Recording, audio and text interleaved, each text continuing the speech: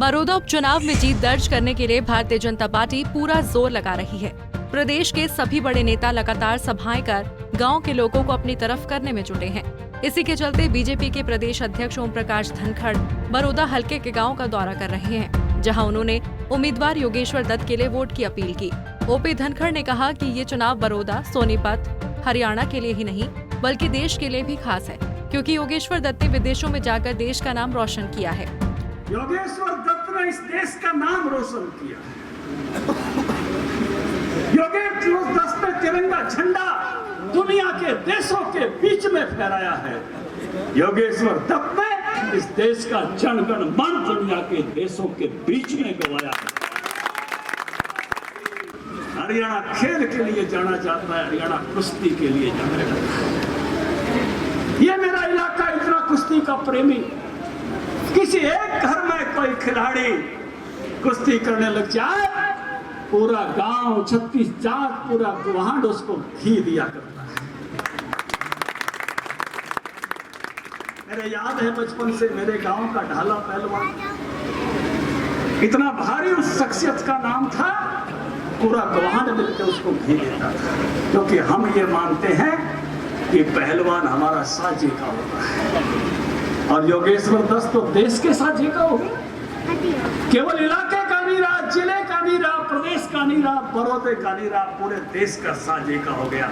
और ऐसी शख्सियतों को तो अरे क्रिकेट के सचिन तेंदुलकर को लोकसभा में नॉमिनेट करके ले आए थे।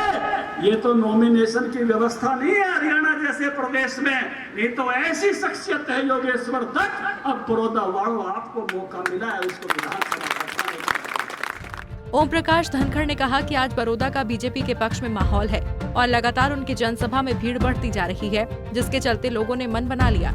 अब की बार यहां से पहलवान योगेश्वर दत्त को भारी मतों से जीत दिलाएंगे। देखिए, योगेश्वर दत्त लोगों ने मन बना लिया है कि एक इंटरनेशनल खिलाड़ी को, जो देश की आन बान शान है, इलाके की आन बान शान है, बड़ौदा का गौरव है, उसको विधानसभा भेजने का जो है मैं देख रहा हूँ इतनी भारी संख्या में भीड़ उसके समर्थन में आ रही है। जिस तरह से लोग उसको चाह रहे हैं, तो ये लोगों ने मन बनाया है कि एक इससे इलाके की भी शान बढ़ेगी। और लोगों को ये भी ध्यान में आ गया कि इलाके का विकास तो जो है बीजेपी के साथ जाने में है, क्योंकि कांग्रेस तो फेर की बात करती है और फेर तो फेर होता है, अगला सौदा बैठे ना बैठे किस दिशा में जाए।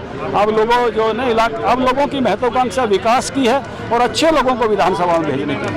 वो तो कह रहे हैं कि एक सीट अगर कांग्रेस जीतती है तो सरकार पलट देंगे। ये सीट पहले कांग्रेस के पास थी, तो उससे तो कोई परिवर्तन होता तो पहले हो लेता। वो तो एक ख्याम खाली है, तो उस कारण से कोई परिवर्तन होने वाला नहीं है। ये तो जो है ना पहले फिजा यही थी, तो अब फिजा क्या बदलेगी? तो इसलिए इसका कोई अंतर नहीं है। वो तो लोगों को केवल कांग्रेस पार्टी ने हमेशा बैक आने की राजनीति की है। ये तो वो लोग हैं बोला 370 टूटेगी देश टूट जाएगा, देश अड़े, 3 तलाक हट गया तो देश टूट जाएगा, देश अड़े, सीए का कानून आ गया तो देश टूट जाएगा। इनने झूठ बोलने के सिवा और कोई काम है नहीं। कुमारी शैलजा बड़ौदा में आ गई है, तो केला के कितना का असर पड़ेगा? देखिए, उनकी पार्टी की अध्यक्ष हैं, आना ही चाहिए निश्चित रूप से, लेकिन मैंने तो कैंडिडेट के बयान सुना था भी, उनने तो कोई जरूरत है नहीं कांग्रेस की कैंडिडेट का। बता दें कि बड़ौदा के 54 गांव में बीजेपी के नेता लगातार दौरे पर जनसभा कर रहे हैं और बीजेपी जेजेपी गठबंधन के उम्मीदवार योगेश्वर दत्त के लिए वोट की अपील कर रहे हैं।